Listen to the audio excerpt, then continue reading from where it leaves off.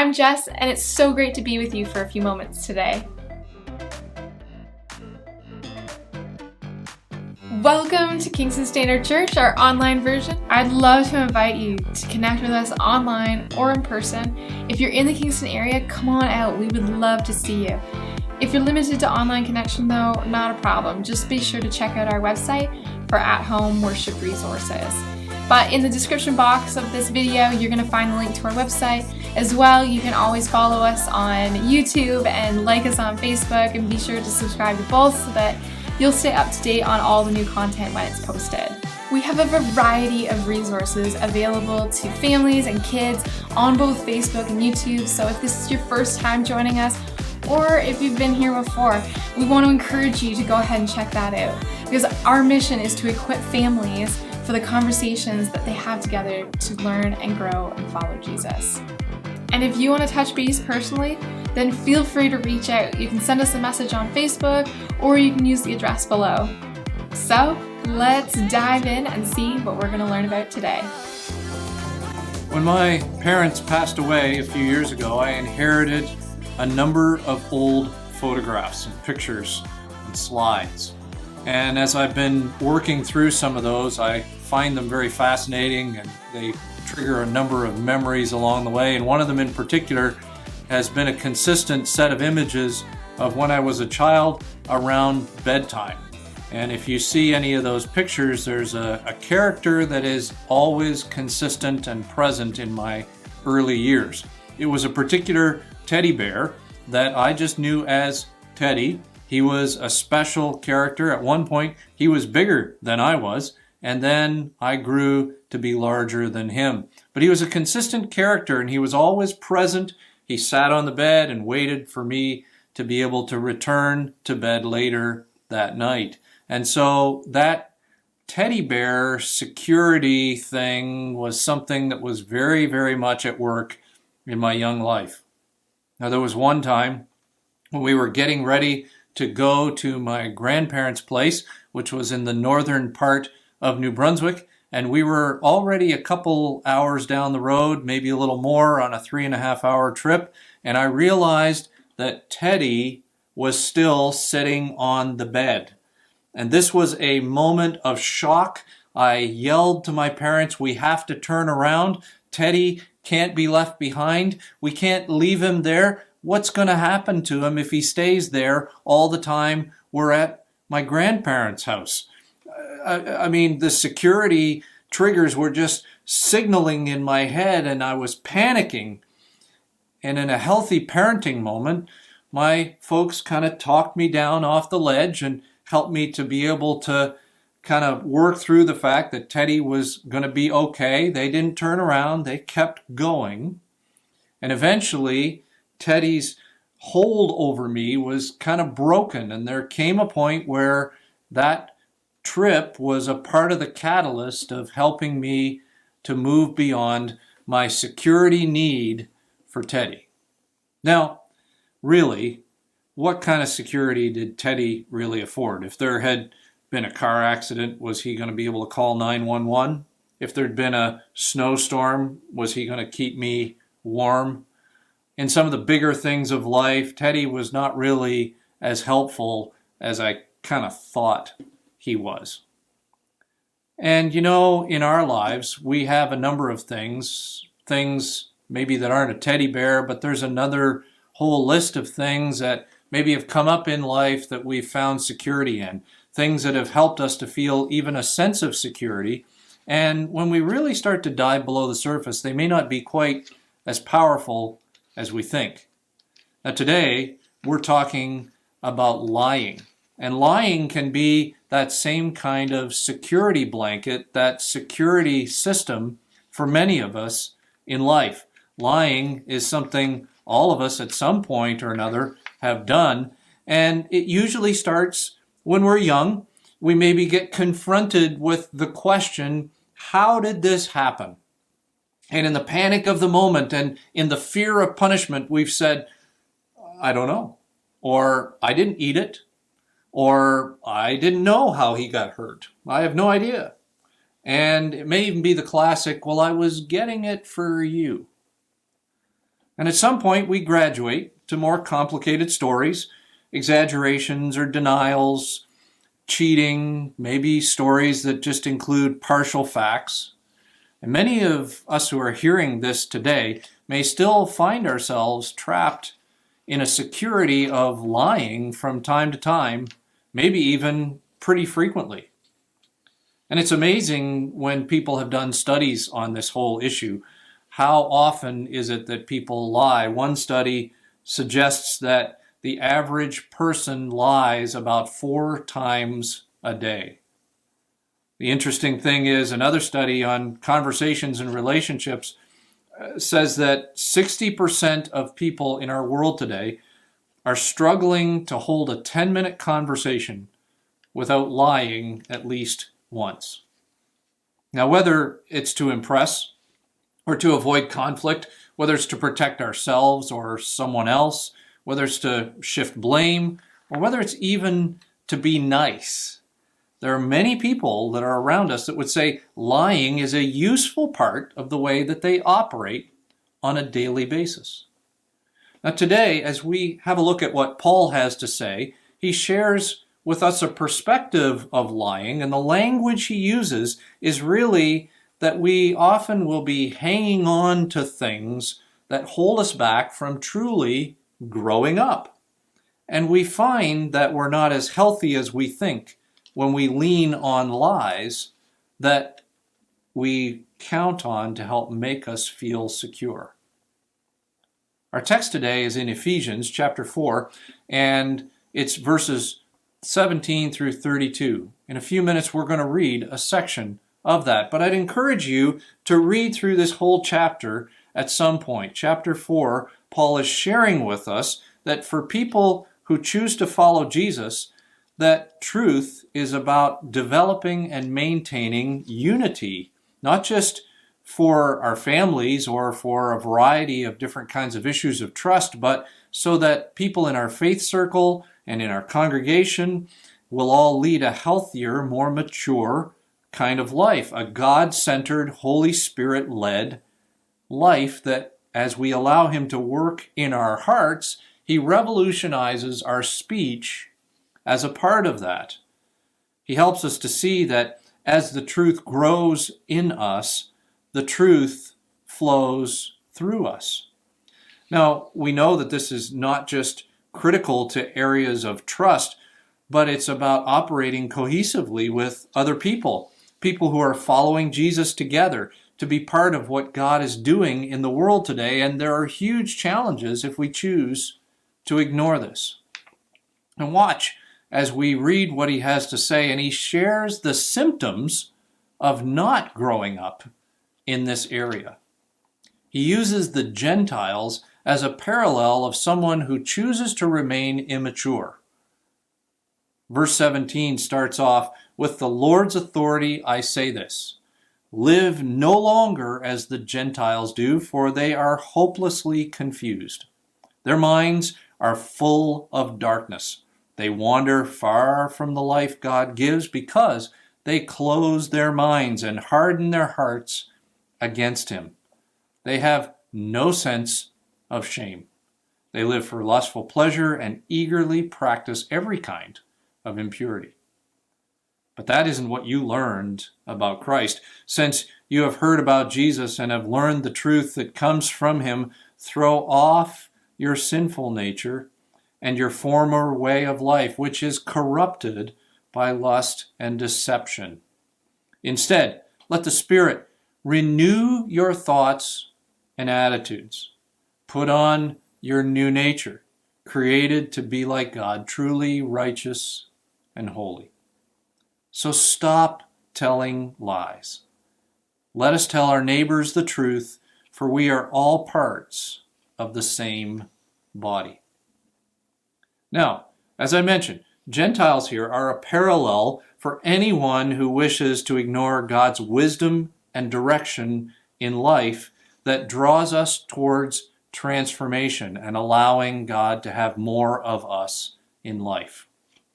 One translation speaks in this verse 17 about the futility of the thinking of people who are rejecting or pushing away from Christ. This translation uses hopelessly confused. Either way, for someone who wishes to ignore the wisdom and direction of life, Paul is saying this is useless because it ultimately leads to, look at what he says, a darkened understanding, closed minds, hardened hearts, people without shame, corrupt all through life, full of deception, eager to please only ourselves.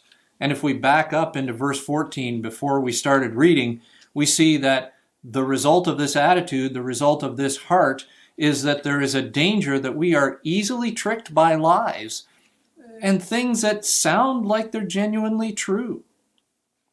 Paul is sharing here that for anyone who wishes to ignore God's wisdom and direction, the lies that come from our lives and the lies that are a part of our lives are hopeless, futile. They're an old way of thinking. They're really useless. And what we need here is to mature or to grow up and find security not in ourselves or in our lies, but in who God is and what Jesus longs to continue to do in us.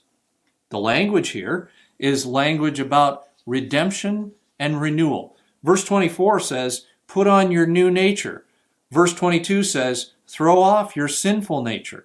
This refers to the redemption of Jesus, the transformation that happens in our lives when we choose to become followers of Jesus, to allow him to reorganize our lives around his teaching. But it's also a daily thing. And the language here in verse 23, right in between the two, is to renew our thoughts and attitudes. That's what we allow the Spirit to do in us in a daily process, to continue to refine us and grow us and help us to trust God more and more. Now, this is a big concept, and sometimes it's hard for us to appreciate or understand. One way that helps me is to think about it in terms of a baby. That when a baby is born, that they have everything they need to grow up to become a fully functioning, healthy human adult. Now, we can't just set them in the corner and say, well, just sit over there until you're 20 years old and then you're grown up. No, there's a daily process of coaching and refining and walking and developing and discovering. Ultimately, that is part of the process of them becoming a healthy, fully functioning adult. Now, when we choose to follow Jesus, the truth is that as we say yes to him and say, please reorganize my life around your teaching, forgive me from where I've been and redeem my life and make me new, we get all of Jesus to become a fully formed, functioning follower of Jesus. We get all of him in that moment. But he doesn't necessarily get all of us, and so it takes time and growing and developing and continuing to walk with him and renewing our lives daily so that God continues to be allowed to permeate every corner of our lives and he gets all of us. And as he gets all of us, as the truth continues to infuse into our lives through that daily renewal of thoughts and attitudes, through that daily renewal of trusting him on a deeper level, as the truth grows in us, the truth flows through us. It transforms the way we talk. The coaching here is so that we don't get caught up in a useless pattern of web of lies. And we've watched how that all goes because oftentimes we've encountered people who have been caught up in that web of deceit, that pattern of lies. And the same cycle goes with any pattern of deceit, but it's most poignant when we've watched it maybe in some friends or family members, co-workers who have been caught in a cycle of addiction. For all of us, it starts out with the same temptation to tell a lie, to exaggerate a story to impress our friends, or to cheat on something that will allow us to get ahead, to lie about where we were, to make up something about someone so that we can be impressive. maybe even tell partial truths or leave out details so that we can benefit from the story that's being told. Oftentimes, statements like, "I didn't have that much," or "it's not really that big of a problem," is where things start with the temptation to tell a lie. But then it grows, and after a while we start lying to ourselves and we begin to rationalize. We double down on the lies and we end up telling those stories so often that we even start to believe our own lies. And what we're missing in that is that we're becoming trapped in the lie. And we hear statements like, "I'm not really addicted. I've got this under control." And then we move deeper, and there are a number of people who have moved into this, not just in the area of addiction, but in many other areas of life as well, into a deep self-deception where we live a lie. And then we become so immersed in that story that we stop realizing what is true anymore. We stop realizing that there really is anything different than what we're experiencing. And we make statements like, "Well, this really hasn't changed me. It's not all that bad." And as a result, the path of deception takes us in a direction we really are not interested in going, and leaves us in a place where we're much, much more immature and unhealthy than what we possibly could ever be. Now, there's this cool restaurant that we used to visit when we crossed the border from New Brunswick into Maine, and it was down the road a little ways into Maine. And when we went to the restaurant, they had great food, and most times that was our focus. But one day, when I was looking around, I realized some of the decor, and they had these very, very large poster-sized kind of pictures that were around the room, and each of them was a beautifully photographed setting of a uniform style of fruit. So there'd be pictures of all kinds of apples beautifully gleaming in the picture, and all kinds of oranges beautifully shaped and formed, and all flawless in the image. There would be watermelons and pineapples and mangoes and a variety of other kinds of things that were all photographed together, and groups of them all in that image. They also had, as a part of each image, one of that fruit that was cut in half, and you could see on the inside of that fruit. That would have been a great image all by itself, but the really captivating part of this is that as you looked at it, you realized that every fruit that was cut apart didn't match.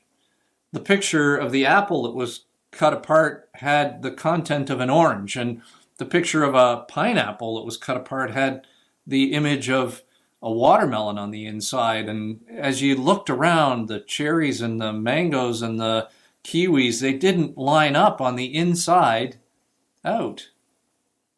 It's amazing when we think about what Paul is sharing with us here, is that the path to maturity allows people to cut into our lives and see the same thing on the inside as they do on the outside. And that's how truth in our words continues to emerge. It's not as much about making a resolution that we will be the same through and through as it is allowing God to transform us and allow the truth to continue to grow in us, His Holy Spirit working in us so that truth can then flow through us.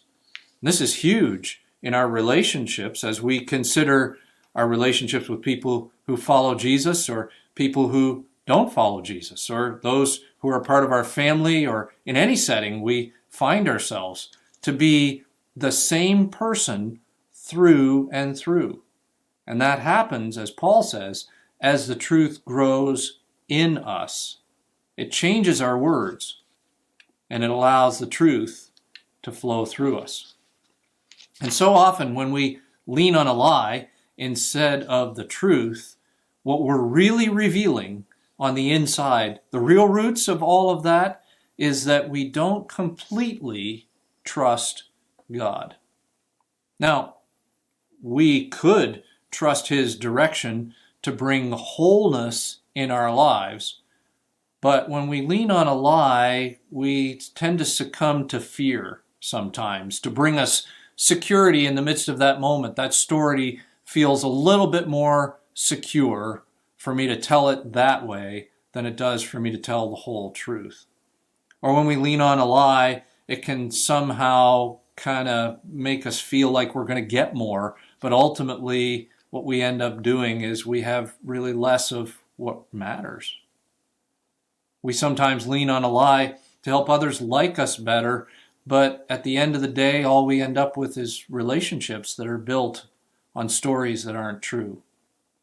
And the tragedy can be that I've actually met folks who are convinced that when it comes to God, they're good with Him because they've got a list of good deeds, they've got a good reputation in the community, and so they're pretty good, so God must be good with them as well. But the Bible is pretty specific in this area about how our lives are transformed from the inside out. Later on in 1 John chapter 2, verse 4, he reiterates something that Paul is trying to help us to see here when he says, if someone claims, I know God, but doesn't obey what God commands, that person is a liar and is not living in the truth.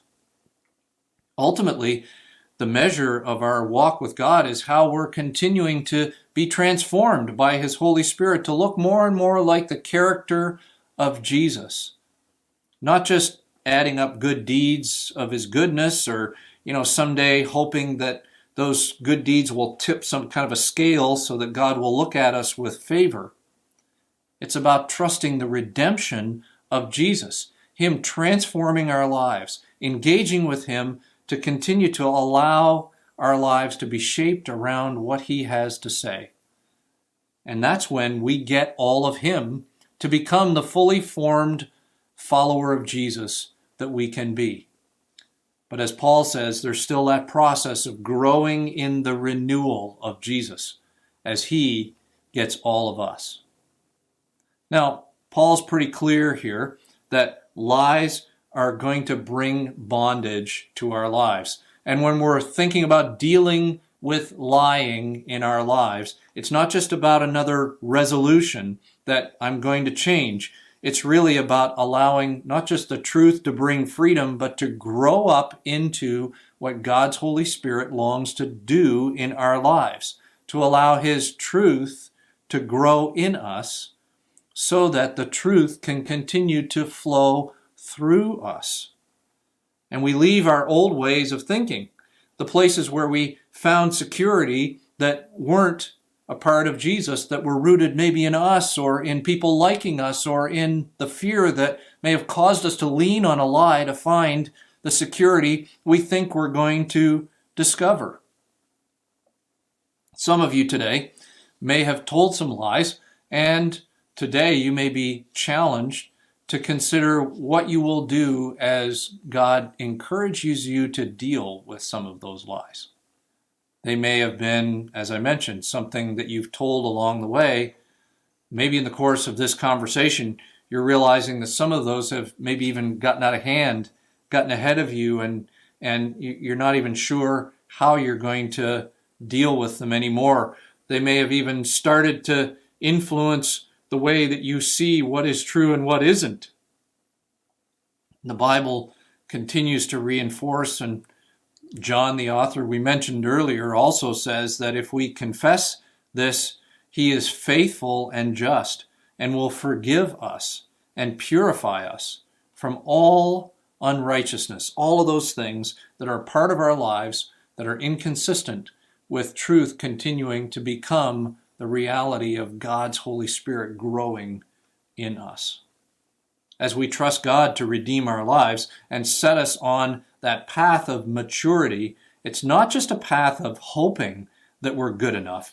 It's continuing to trust God's plan to renew our lives.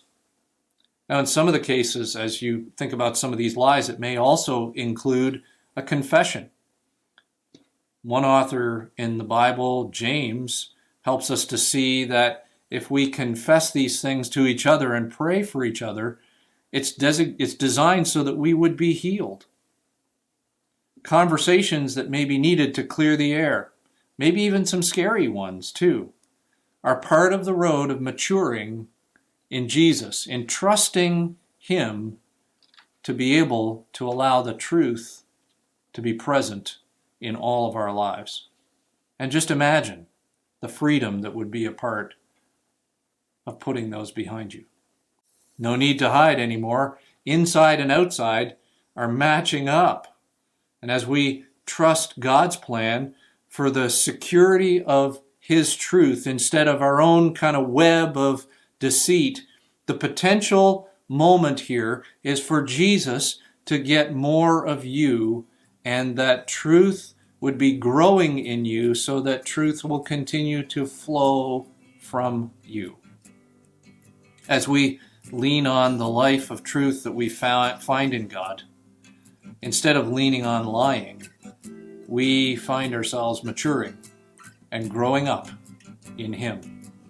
Because when it comes to lies, Paul helps us see the truth flows through us because the truth is growing in us. Thanks again for joining us today. Be sure to subscribe to our YouTube channels, or if you're watching this on Facebook, then you can like and follow us there.